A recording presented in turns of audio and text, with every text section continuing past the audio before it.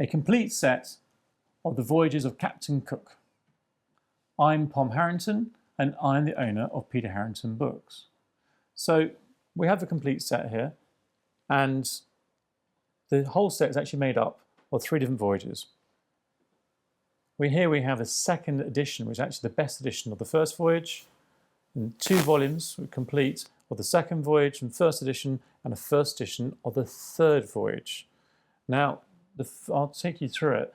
The first voyage we actually set out in 1864, and the reason why the second edition is best, I'm just going to put it down here to show you, is actually because it has an extra map in it which didn't get issued in the very first edition, and it's this one. It's the Straits of Magellan, which is Tierra de Fuego.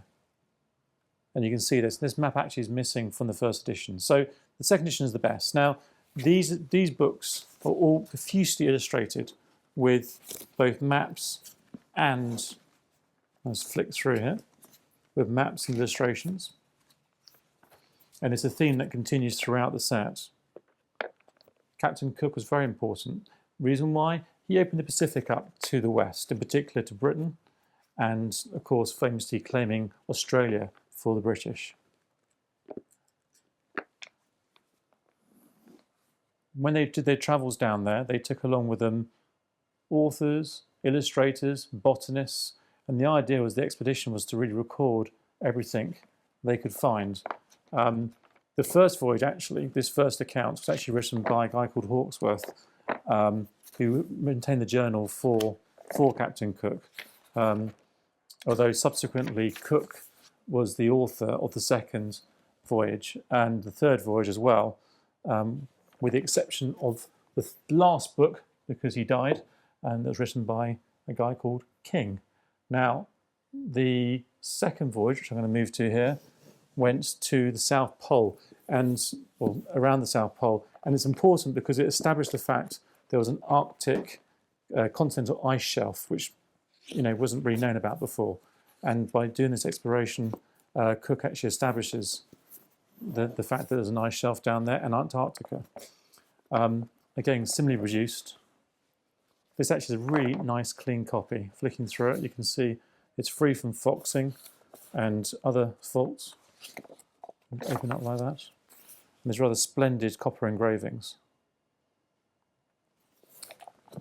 The final voyage, which was really goes up to ultimately obviously Hawaii, and the first 2 volumes actually were based on the journals of Captain Cook, and the third voyage was written by King, and the reason why that was again is because Captain Cook was famously killed in Hawaii in a fight with natives.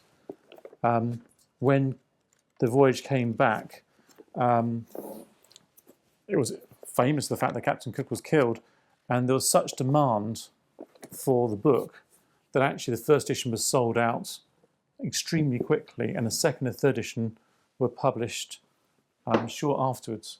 Now, because there's such demand, they decided to actually publish it in a more luxurious format, and the illustrations for the third voyage were actually issued separately in this portfolio, or folio.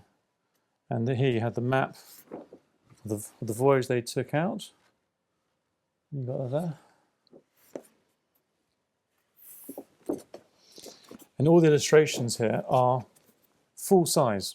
I mean, whereas previously in the previous 2 voyages, the illustrations are actually cut down to fit. But here you can see you have full margins of the illustrations. Again, a very handsome, clean copy.